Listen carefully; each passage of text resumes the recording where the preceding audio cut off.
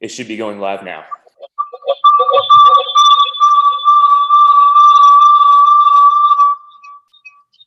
Technical issue there. This is Lisa. Hey, Lisa. Can you guys hear me? Yes, indeed. Can you see me? Yes, indeed. This is my first successful attempt to go around Dominion's cybersecurity and use Zoom. Don't tell. I don't know if the recording has started yet or not. Yeah, you're live, so better keep your secrets on the quiet side here. You rebel. So Zoom has all sorts of cybersecurity issues, so it's blocked for us. Well, it's interesting because the state originally said that we don't use Zoom, but then the platforms that they'd suggested were not very successful. So, but we've had no problems. So it's all right. All worked so far. Well, good. Well, it is 10:02, so I suggest we get started. Yes. I'm pulling up the agenda. I was so proud of myself for getting into the system that I lost the agenda here. All right, so first let me welcome everybody. We had some really good discussion at our last board meeting about this issue, and I'm very excited to get together and talk about strategy, and in particular talk about diversity. So with that, I'll just ask everybody to sort of say who they are. So Lisa Merner, I'm the chair of the strategy committee, and we'll just go across the top of my screen so I know everybody knows who Joe is, but Joe, introduce yourself, please. Joe Kuiper, Natural History Museum. I'll pass the baton on to another staffer, Ryan. Hey, Ryan Barber, Virginia Museum of Natural History. And Jonathan, your turn. All right, Jonathan Martin, CFO, Virginia Museum of Natural History. Roberto. Oh, go ahead. Sorry, I was just going to say, just so everyone knows, the VM&H square that you have on your Zoom, that's Zach, who's been handling our technical connection and so forth. Very good. So Roberto, I think you were going. Yep, Roberto Quinones, Northern Virginia. And then I see a Siri Russell. Who is that? Thank you. Happy Wednesday. I'll try to get on my camera when I get to a place where I can do that here soon. Am I just supposed to say what area of the state I live in? Who you are. All right, well, my name's on the screen, so Siri Russell, and I live in Charlottesville, work for Albemarle County. So very good. Is there anybody else that we missed? We have Bill Kirby. Bill Kirby from Martinsville. Very good. And he's our representative for the VM&H Foundation. Thank you for being here, Bill. All right, so our first agenda item is a report from the museum. So I assume, Joe, that you're going to do that one, Progress on the Museum Without Walls? Yeah, parts of it, and the team will also help out here. Really quickly, just going to walk through our strategic plan and where we stand on our priorities. I believe I shared last month a document that is now a few weeks old, and there have been some changes.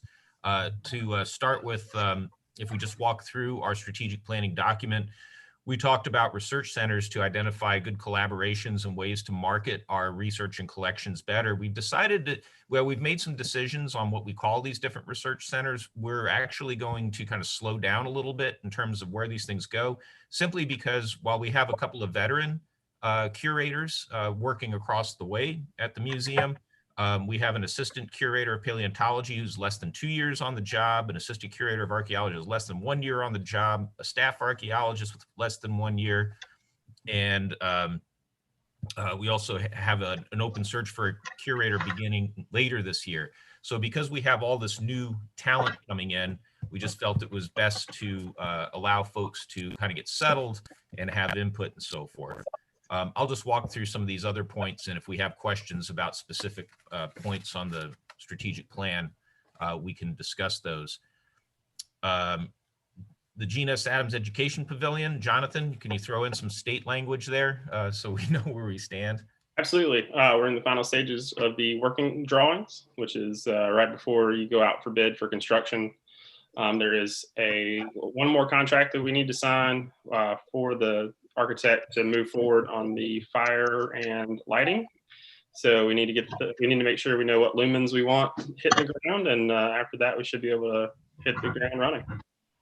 Yeah, this has nothing to do with the overall design or exhibits or anything. It's the fine details, as Jonathan mentioned, lighting and exit signs and things like that. They're a bit out of our control right now. We get to, review, but really these are some of the nitpicky details of the capital project. Okay, thank you. I'll skip around, Jonathan, since you're going, just give the quick lowdown on the Douglas Avenue rehab. Yes, that is moving forward. Also the working drawings have been approved on that. So we are working with the architect to get the RFP out for construction to start pretty soon here. That also has to be approved by DGS. So we'll be sending that paperwork off to get approved. And 2 to 3 weeks from now, we should be able to put it out for contract. And then 21 days later, we should be able to award a contract. So that's really exciting. There are some plans in place for the next steps. Once we get through the roof, we'll move on to those, but it's moving forward and we're really excited about it. Yeah, so no hiccups there. The architect that Jonathan and his team is working with has done a lot of state buildings, so they clearly know what they're doing. We'll kind of take a step back to the canopy walk, as my report shows that's something that we would tackle after the Gene S. Adams Education Pavilion is completed. So it's a little premature to talk about developing a roadmap for the canopy walk concept at this point. Ryan, can you talk about the early childhood learning area? Yeah, so we are in the process of planning process for switching the library space to the Early Childhood Learning Center. So we still have all the shelving units and all the library materials in place, but the plan is long-term to shift those materials to Douglas Avenue once it's appropriate. And we're also exploring surplus and or transfer options for the shelving units because they are state property. A couple of years ago, we had started that process and kind of explored different options, and we got a lot of interest early on. We kind of had to back up a little bit. So we feel pretty confident about that process. So far, so good. So maybe in a couple of years, we can clean out that library space and make that a specific exhibit and activity space for some of our youngest visitors, which I think will help a lot with our sustainability in terms of family memberships and so forth. VMNH Waynesboro campus, we're cautiously optimistic. As of yesterday's Waynesboro Advocacy Committee meeting, we reported that there would be a signing of the budget by the governor in the near future. There was no announcement that we were aware of that indicated when that would occur. The detailed design was funded in both the House and the Senate. So we were moving forward with a lot of confidence, and at about 7 o'clock last night, we learned that the governor did sign the budget. So, but we haven't seen it yet, and Jonathan has reached out to Department of Planning and Budget to get details. So we may be sharing news on our next steps on that project much sooner than we thought. Jonathan and his team already have an RFQ set up for a design team. So once we know that the money will be appropriated for us July 1st, we'll put that out to get a kind of a jump on the process and try to get someone in place as quickly as possible. So it's all very exciting. Detailed planning, as you may recall, we talked about in the past, is an 18-month regimented process that the state will have you go through for any kind of capital project where there's a new build. Yeah, we'll be busy for a year and a half, starting July 1st, if everything goes according to plan. Until that money reaches an account that we can access, though, we always like to be just aware that circumstances can always change. But again, we're moving forward with some confidence on this. So it's actually very exciting. Once we know that we have that part of the budget approved, or that the full budget approved, We have a press release that Zach prepared. The city of Waynesboro also has one that will be launched in conjunction with that. And the city would like to put up a 4x8 sign on the open municipal lot in Waynesboro that basically announces that that is the site for the future Virginia Museum of Natural History Waynesboro campus. So we're in as good a position as we can, and as we could imagine at this point. So it's all very exciting. The last point on the actual strategic plan that the board approved is reaccreditation through the American Alliance of Museums. That has to be done by 2025. Working with the executive committee of the board and our board chair, that we will be looking at the formation of an ad hoc committee that will be populated by board of trustees, foundation board members, and staff that will work towards developing the documents needed to be submitted to the American Alliance of Museum for reaccreditation. Reaccreditation will last for 10 years. And part of that too is that we will work with community members to ensure that we've got a full voice in everything that we describe about our contributions to our community, to the museum world as a discipline. And I've gotten some pretty good insight on this because I've done 5 different reviews of museums for their reaccreditation as a site team member.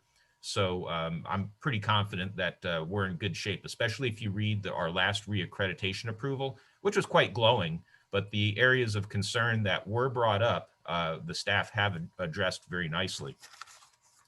So just associated with this on the agenda, we have A and B, progress on Museum Without Walls 2020 to 2025, but also there's always opportunities that kind of fall in your lap. I just wanted to talk about a couple of those. First of all, with the hiring of Dr. Hayden Bassett and as an assistant curator of archaeology, and Maddie Bassett as a staff archaeologist, they bring to us some opportunities that we did not have in the past. So they already had a relationship with the Department of Defense. So you've probably heard about this as Hayden has had an opportunity to talk to both boards at this point. But basically the idea is that he's going to be, he'll actually be an Army reservist, but he'll essentially be a liaison between the cultural community and soldiers operating in theaters where there are cultural sites that could be at threat. So this is something that is kind of developing on a day-by-day basis right now. It's very interesting. He's got a lab area set up that's viewable to the public where he is doing this work, and he'll be having DoD colleagues come in. They're basically using what we call geospatial software to identify these cultural heritage sites and to come up essentially with strategic avenues for the Department of Defense to follow to ensure that actions taken by our military take into account these, fragile and unique areas. So this could include museums, historic properties, and other features as well. So it's an exciting time and something we're trying to take full advantage of and give him the kind of academic latitude to pursue this. Jonathan, can you talk about the ESCO project and where we stand with that? Yes. So we're in the meetings now. We've started the investment grade audit process. So there's people in the building. They're, turning wrenches and checking out panels and taking pictures and looking at wiring. That's really the next step, is to get the layout for the solar panel portion of the project, sorry. And then we can look at what we want to take away or add to the project. They're going to give us an interactive, Excel sheet probably with options, so that they'll say, we can save you X amount of dollars. What would you like us to install at your facility? And then we'll move forward with trying to get a concise estimate on those total costs. And then we'll put into the treasury for the funds for the solar, which is still, there's still $500,000 available for that. And then we'll move forward on the entire project. So things could proceed really quickly. Next week, we're supposed to have the first round of, this is what we can do for you. This is where the solar panels are going to go. So it's starting to boil down to this beginning of the project. So again, this was something that we didn't see during strategic planning, but Jonathan identified. So our energy saving strategies that we'll be employing throughout this calendar year will be of no cost or very little cost to the museum. I think we had to pay a couple $1,000 or $1,000 for some kind of study that they did, Jonathan. That'll actually be tied into the final project cost. So we won't, if we go with the project, we will not be out of cost. We won't have any costs out of pocket. So that'll be tied into the grant and the rest of the project. All right. So that's moving along as well. The last thing, just to cover the last portion of my report that I submitted, our kind of pandemic response. We're still taking the pandemic seriously. We still are encouraging where we can telecommuting and everything else that we've done over the past year plus. But we've had a lot of good progress, a lot of great science that's been done behind the scenes. Christy and her team with education has provided a lot of online resources, did the online homeschool science and engineering academy, and is gearing up to actually do field trips. So I think we've done pretty well with what we've been doing. Our recent 2 days that were open, Fridays and Saturdays, they've been very well attended. And so we fully expect that to continue. In about a month or so, we'll open up on Sundays as well. And on July 1st, we'll reevaluate where we stand and look if we start to move back towards normal operation. But so far, so good. As far as the pandemic went, I think it was about as good as I could have imagined from a year ago. So Lisa, I think that concludes our report, just kind of a run through of where we stand with this. I don't know if we want to go ahead and open it up to any discussion on any of those particular points, from our research centers to VMNH Waynesboro to the ESCO project. Yes, so before we start talking about diversity, any questions about the bigger picture strategic plan and what we're doing to implement it? I will make one comment. It's not a question. I personally am pleased that you've stepped back from naming the centers. I think giving your new staff, your new team a chance to really dig into their jobs and think about that was a good decision. So I'm pleased by that. Does anybody have any questions, anything they want to talk to Joe or the team about with regard to the bigger plan?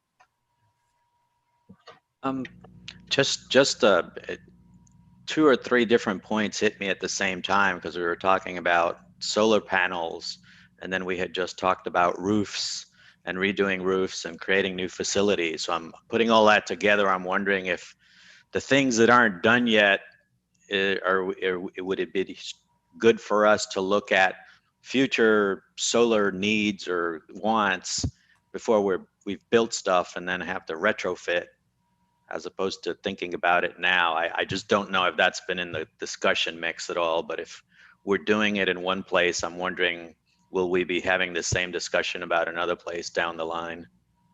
Just, I'm going to let Jonathan handle the details of that, Roberto, but just so you know, the state received federal funds to the tune of $2 million for 4 projects.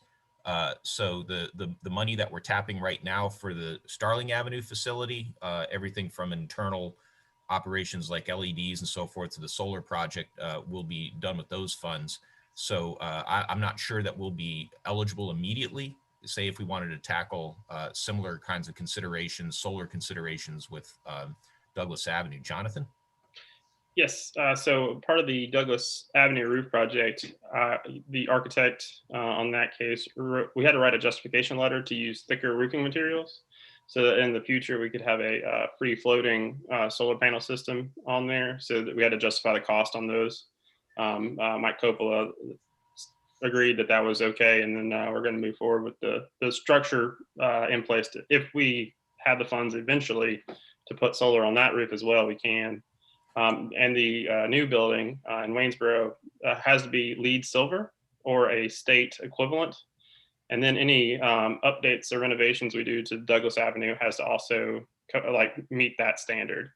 We can't go above it, or we can't knock down walls and put windows in, because that's out of the scope of the project. But we do have to use LEDs, and then those costs are also justified in any project we do. So good question.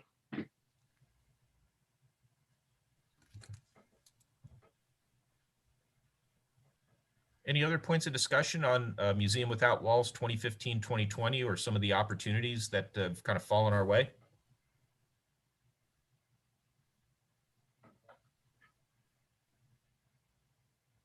All right, well, I think we should transition then to the next item on our agenda, which was diversity.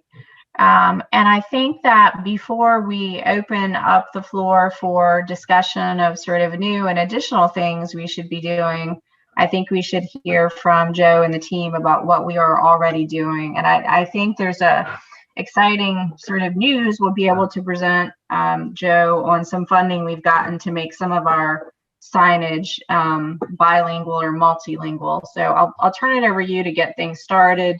And then what I am hoping we can have, folks, is a discussion of what else we think the museum should be doing. So, Joe?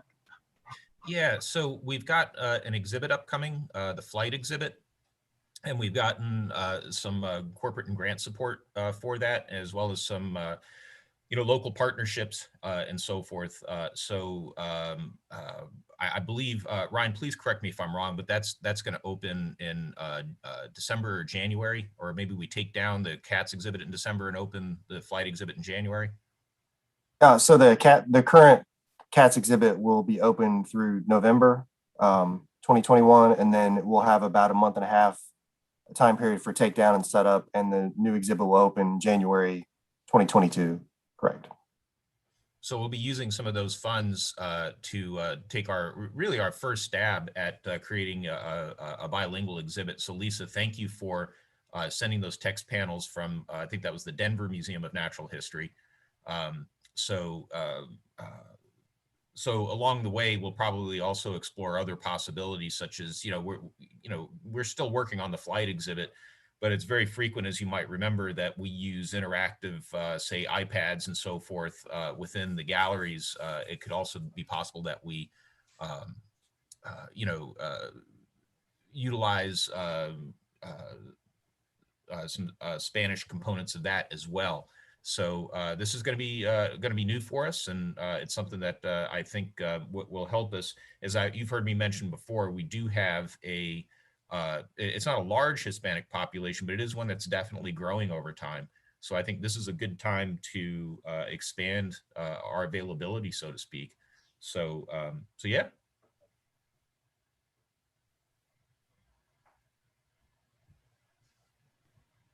And Joe, did you want to cover other things the museum has done, like the reporting that you're now doing at our board meetings?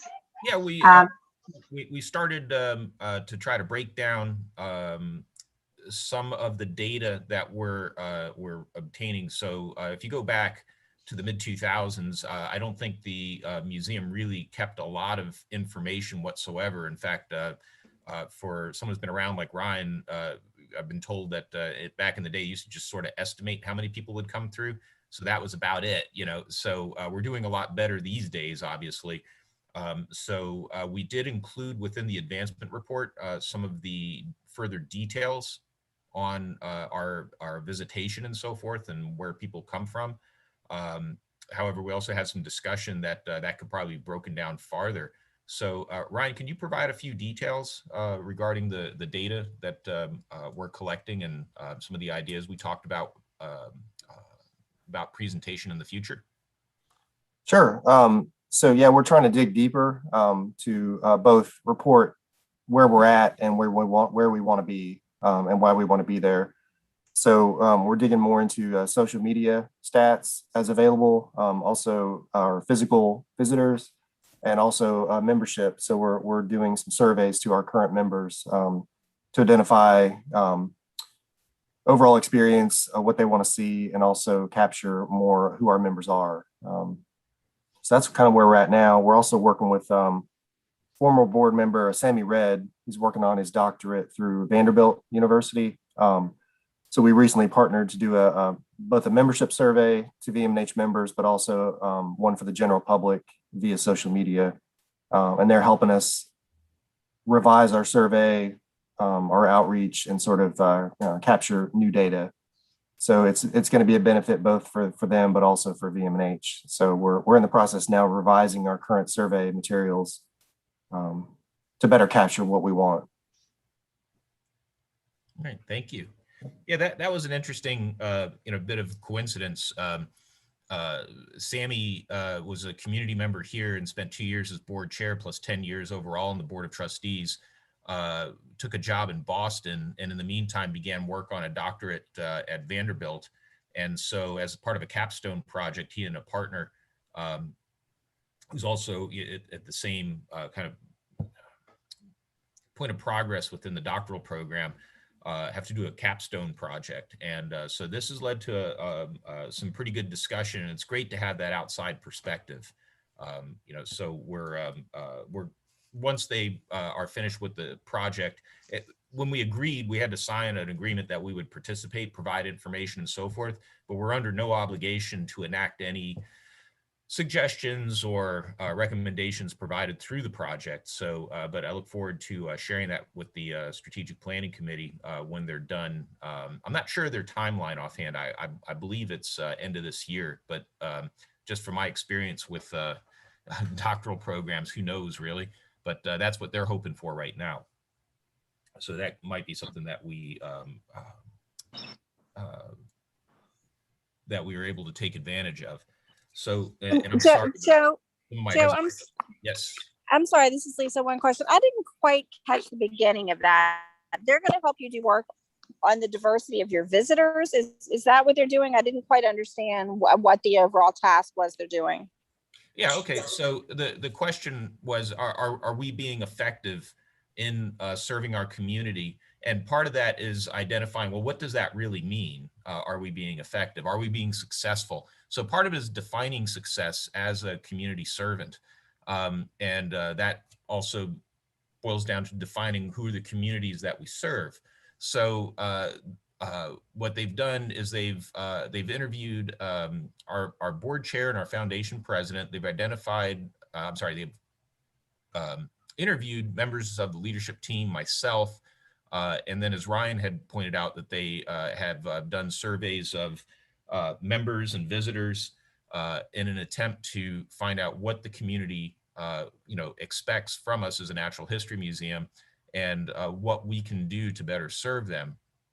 So that's going to be their doctoral capstone project, is to basically, it's the capstone, to my understanding, is that the school develops the capstone to essentially be a project very similar to what an external consultant would do as a paid consultant for a nonprofit. So we're taking advantage of this opportunity to provide just sort of an outside perspective on our operation. So what it'll end up doing, hopefully, is we'll identify who are the audiences we're serving, who are the audiences we're not serving, and for those audiences that we're not serving, are there ways in which we can reach them, and basically convince them that we are a resource for them. So we should find out, again, hopefully at the end of the year, but again, it's a doctoral program. So, timelines can sometimes be a bit, a bit iffy. So, but it should be within the next year or so that we should be able to get a draft of this capstone.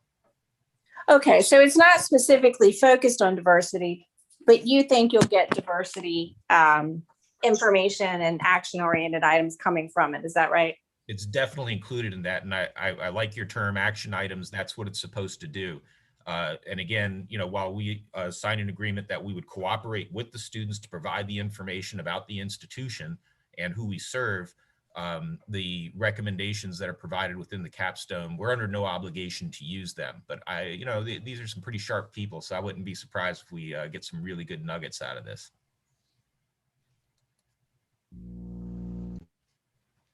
Okay, so yep, go ahead. Somebody had something? I was just going to make a suggestion with the capstone folks while you're working with them.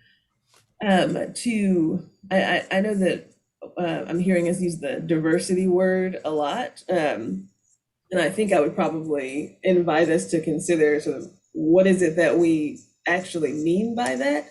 Because some of the work to me actually sounds more like inclusion and accessibility.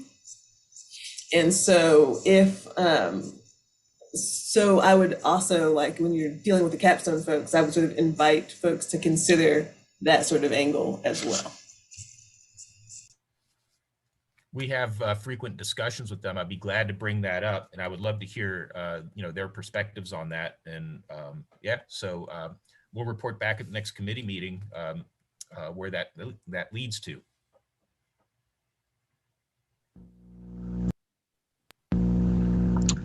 I'm just curious, will it also include benchmarks or best practices from other places? I'm just curious where they're deriving this is an improvement, or, I'm saying, like, where is it from their school's point of view or the industry's point of view, or suggestions that would be better from which frame of reference?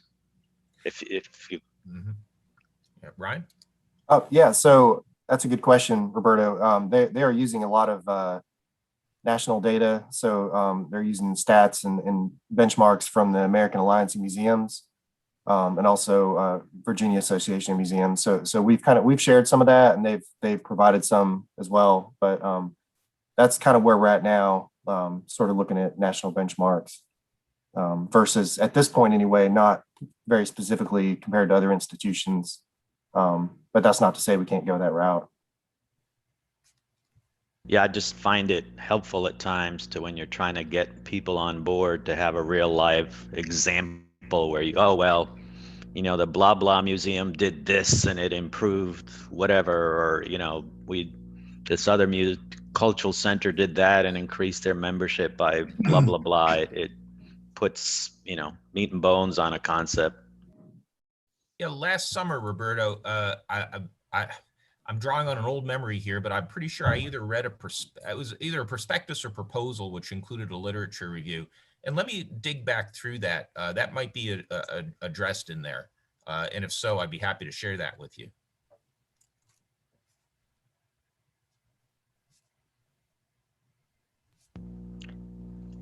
So, yeah, so where we're going with diversity and inclusion, is, we're literally, taking steps that this institution hadn't really taken in the past. We relied very heavily on zip code data. So that was providing us a good look at geography and where people were coming from. The efforts that Ryan is and his team is going through is something that's certainly new for us. So what I propose is that, we had the advancement report that, frankly, we reported data in such a way that was kind of paralleling the way the state of Virginia reports data on diversity and inclusion. And as such, the board gave us some recommendations. So you'll see, something of a slight shift. We're going to drill a little deeper into those, into the data that we have. And hopefully with that, we've already done a bunch of it, but what we hope that the outcome of this will be is that we can see where our holes are, where we're kind of missing the mark in terms of serving various communities. So that's something you can look forward to with the next board packet for sure. Okay, so with that, any more discussions about things the museum is already doing before we talk about new opportunities or ideas?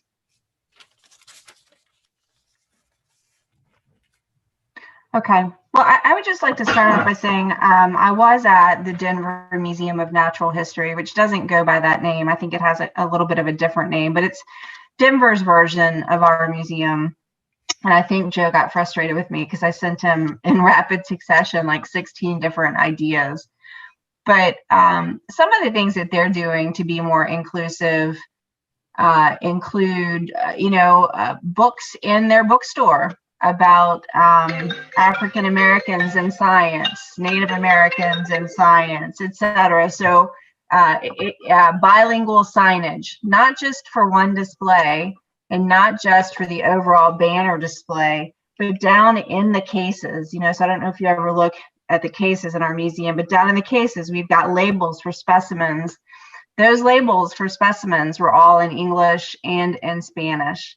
So it wasn't just the flashy stuff at the top of the display, it was all the way down to the details of the Latin names and the common names. My impression is that they had really fostered or tried to foster a sense of inclusion. I hope we can get there with our signage. It sounds like we're starting, and I know it's a process, but I'm sure they didn't do it all overnight either. I would like for us to move forward and get there and do things that we haven't yet considered. So I'll just open the floor for any ideas people have about additional things we should be thinking about or doing. And Siri, maybe it's the language we're using should change. Maybe it's some physical, actual things we should do, like signage. Maybe it's reporting, as Joe just talked about. But I think we should brainstorm on all of that and see if there's anything we should be doing better or differently. So with that, I'll stop talking and just see if anybody has any ideas.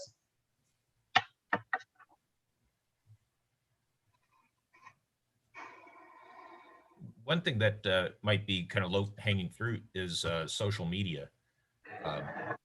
So I haven't even discussed this yet with the staff as to what that looks like, but I think it might be something that we can do. If I can throw something in here, and I know kind of coming from the angle of not reinventing the wheel, I know that the governor actually passed some kind of legislation that all government agencies are going to develop some kind of plan within their agency for DEI and all this stuff. So I would just recommend whoever's point, kind of keep an eye on what's happening there so that you're in line with whatever may be required down the line, and or you're given the framework under which the state is going to be doing stuff anyway. So that would be at least one framework and path that we could go under. Then obviously we would look and see what else we wanted to do above and beyond, of course. But I'm just seeing a situation where if we're not on top of that, then we got to play catch up or reformat whatever we've been doing to match whatever the state is going to require. So I'll also try to find it somewhere, but I know it came about. Roberto, are you referencing the Inclusive Excellence Framework? I can't remember the exact title, but the state's diversity officer or equity officer, there's a web page I remember that had a whole template under which agencies were supposed to start kind of filling it out and going down that path.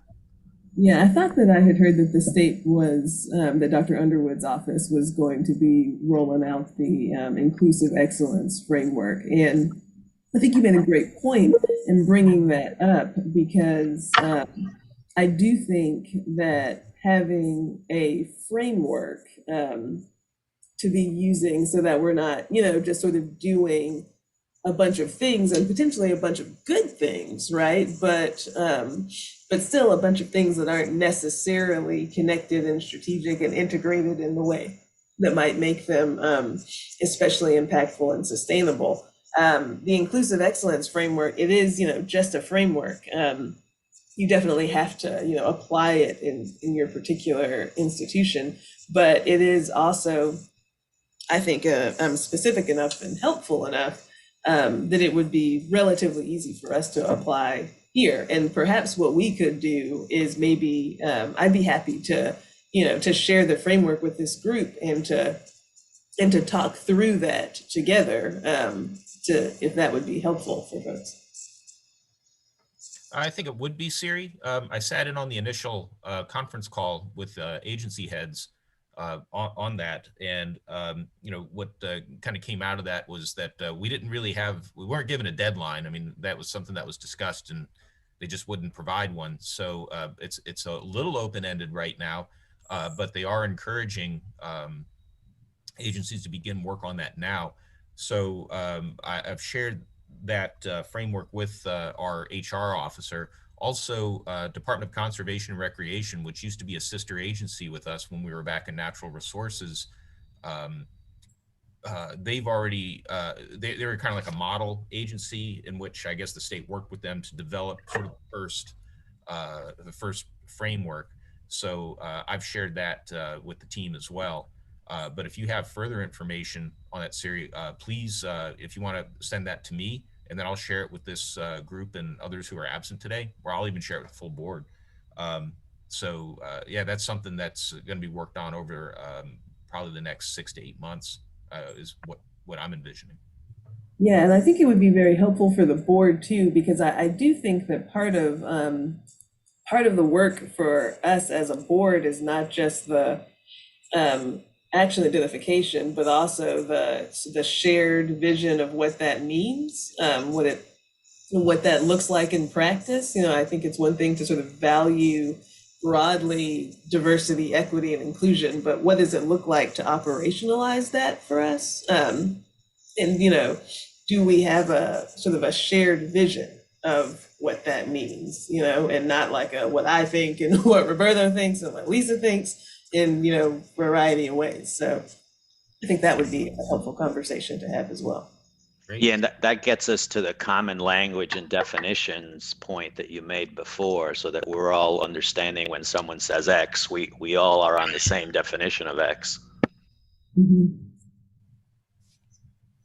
I like the idea that it's a plan that we can work on, because we're not going to do everything overnight, right? So I like the idea of a plan and a timeline. And I'm thinking very practically in terms of our signage. And I think that's one teeny part of it, but we're not going to have the money to do all the signage all at once. So I like the idea of a plan with timelines, with initiatives, with owners. So I like the idea of a plan. Good.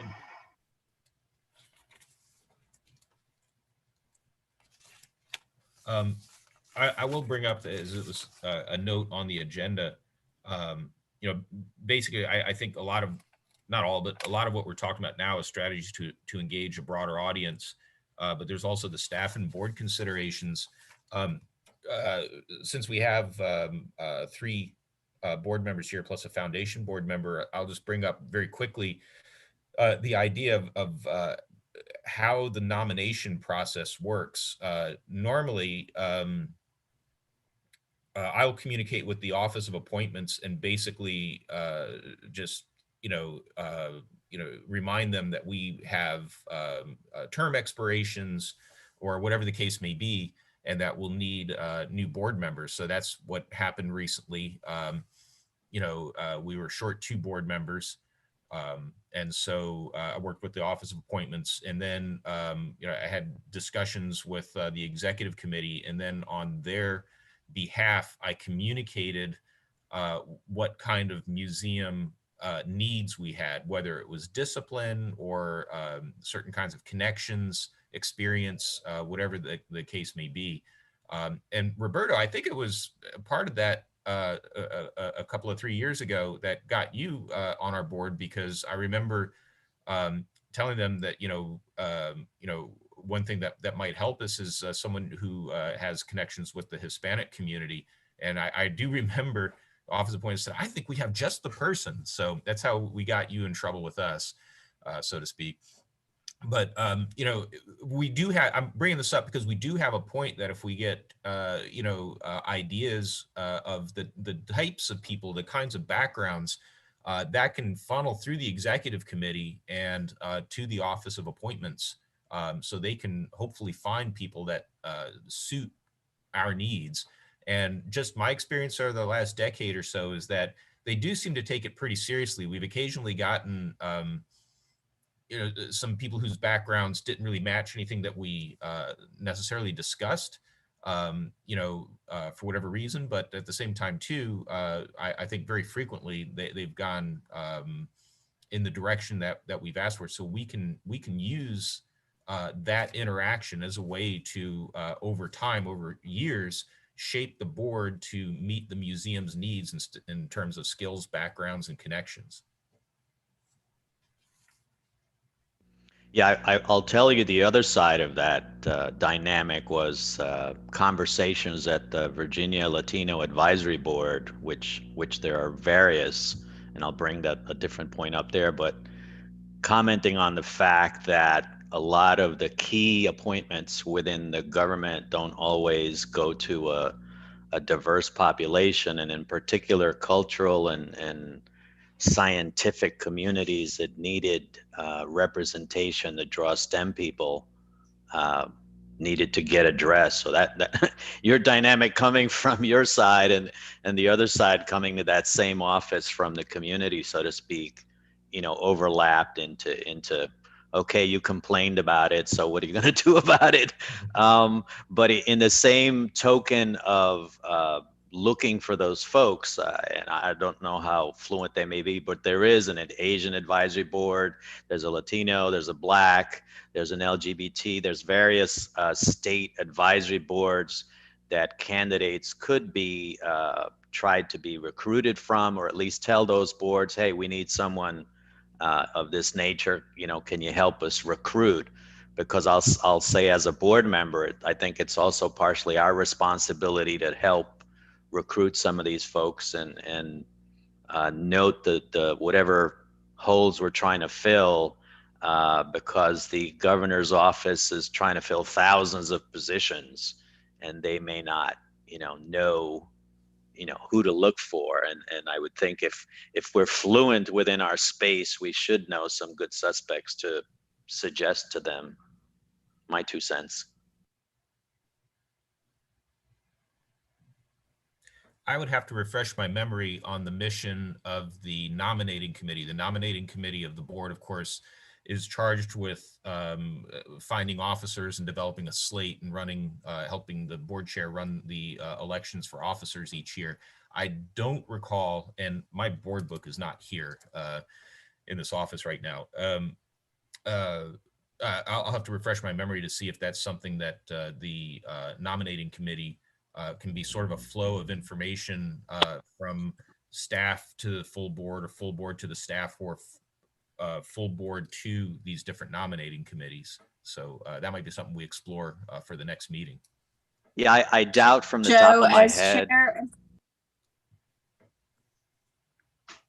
I was just going to say, as chair of the nominating committee, I do not think that's currently in the committee's purview, but it could be added. I just don't think it's currently in our charter.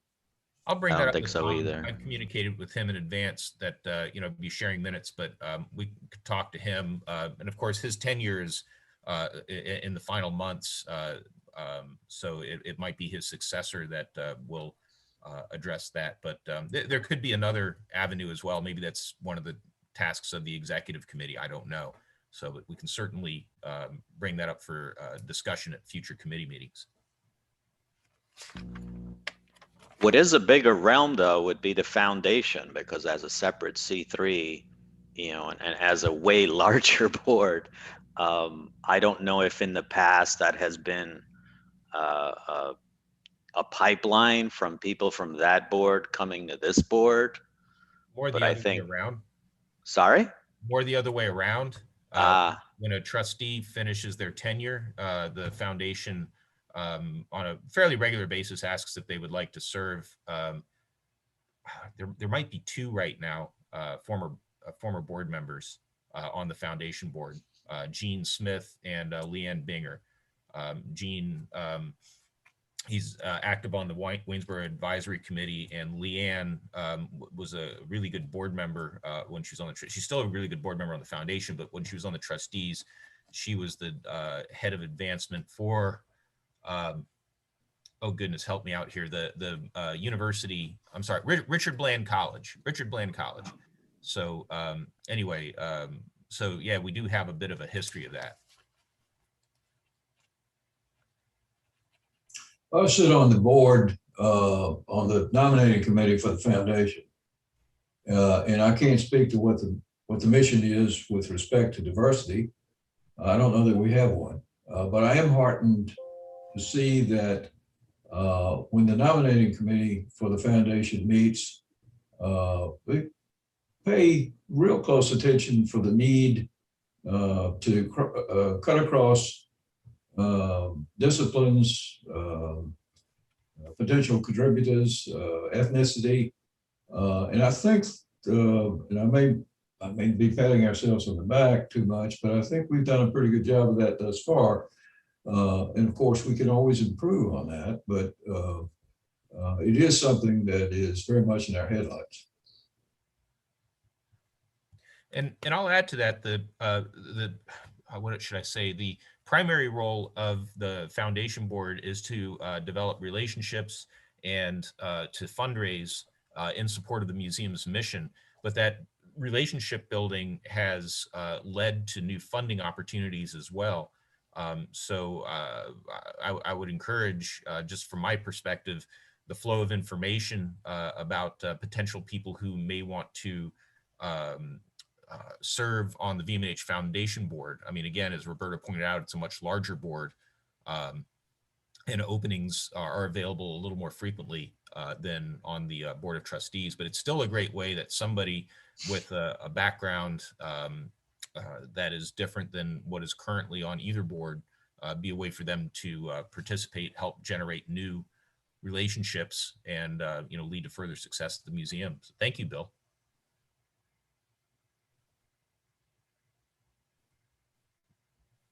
So I want to be cognizant of time. We've got about 7 minutes left. We've talked about a plan for the museum to sort of work on and move forward. We've talked about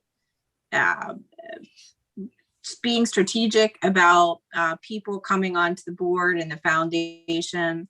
We've talked about efforts the museum is already making. Joe mentioned some of the improvements they're making to the report out that they do.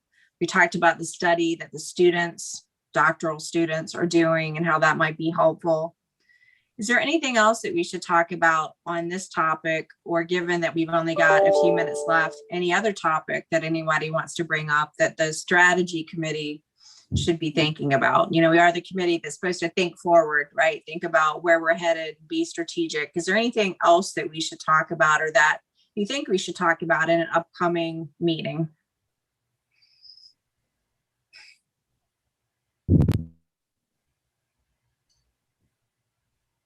Roberto? I'll just tell two things that are bouncing in the back of my mind a little bit from our discussion. One is technology and apps. I know lots of times you go to museums and literally objects are labeled with a number, and you go to your app and hit number whatever, and it will tell you about that object. That's seems to me a lot easier platform to update in multiple languages as we can get to it, because once you create the infrastructure, adding an extra language or an extra object becomes a lot easier, and it gets away from, almost at some point, everybody's going to have a smartphone or a tablet or something. So it gets away from us having to invest in physical stuff to give to people so they could access that. The other longer term thing is, I know somewhere along the way we started having discussions about internships, and just that's still in the back of my mind, an area where people from various communities and future museum goers and staff could dip their toes, where we have students at various ages come in and be interns. And just my personal pet peeve is somehow these folks need to be compensated, even if it's a token gesture. So funding obviously is a longer term issue that we'd need to make sure that if we're going down that line and really want to provide funding or some level of stipend for these people, that we start looking down the line as to how we create a bucket that we can fund to do that. I think interns are a kind of one of those kind of feel good ideas that you can raise funds for. That's what we found in the past. And just the other thing to add to that is not just funding for their stipend, but housing. So we've cobbled together housing opportunities, but we have nothing that's systematic or regular. But Jonathan's pursuing an idea right now that potentially, we're not going to discuss it here, but it's something that might in part provide us with an opportunity to house people at sort of a shared facility. And Roberta, I just want to point out too, we haven't had the opening for it yet because everything's just in slow motion right now, but we did install a new exhibit in the galleries, the Lepidoptera exhibit about butterflies and moths. It's quite beautiful. It's the first exhibit that we're going to have that will be directly tied to an app. I think, I mean, Wild Watersheds kind of has, but it's a little different avenue. Ryan, do you want to add anything to that? I was just going to say it's, being a state agency, there's always layers of, so we have the app and what we learned quickly is based on our recent IT audit, we're going to have to redo the app. It's going to look the exact same. It's going to function the same, but there are accessibility issues for apps. So yeah, it won't look any different, but it's one of those things. It's nothing's ever simple, but it's definitely worthwhile. Yeah, I would like to make both of these topics, technology and internships, the subject of our next meeting, so we can do a deep dive. The museum can come back and report on what they're doing with internships and what they're doing with technology. I had a really positive interaction with technology at the Denver Museum. There was you're going to think I'm a little crazy, but there was an artificial intelligence machine where you got into and laid on your stomach and put your arms out like you were flying and put on a virtual reality headset and you literally flew. You flapped your wings, and if you veered to the right, the bird went right. If you veered to the left, and I flew with dinosaurs and flapped my wings, and I paid 15 minutes to do that for 4 minutes. So that's the kind of thing that was fun. I think the museum probably made a lot of money off of me in that 4 minutes because there were people in line to do it right after me to pay their $15 for 4 minutes. So, and my kids thought it was fabulous. So I think a sort of discussion of technology and what the museum is doing, but also the way we can attract more people and maybe make some money with technology. And then internships is kind of a no-brainer. So unless anybody objects, I suggest we have both of those items for the agenda for the next strategy meeting. Any objections? Okay, Roberta, those were good. Did anybody else have any items for the next meeting or things we should start thinking about and talking about strategically? Bill or Siri? No, I don't think I have anything to add. I think I would just underscore, that I do think it would be well worth our time to actually, look together at the inclusive excellence framework and start to plan out what our engagement with that looks like. Yep, that's on the agenda as well. I was assuming that was on the agenda. So these would be 2 new additional items. That might be a hook toward accreditation too. I don't, off the top of my head, I can't remember if that process has any DEI metrics on there for accreditation or if AAM has gone there, but that could be an early exercise toward that exercise. Cool. All right, well, any other business anybody wants to talk about? Lisa, I'll provide you with the draft of minutes at the end of the week. Yep. And Joe, I think we've got our probably at least 4 agenda items for the next meeting. Of course, your report out, and then technology internships and the inclusion framework, and then anything else we think of between now and then. So. All right, well, good team. Thank you everybody for the time. Good discussion, really good discussion. If you have anything you want discussed at the next meeting that you didn't think of on this call or want to talk about between now and our next meeting, let me know. I'm here. Thank you, everybody. Thank you all.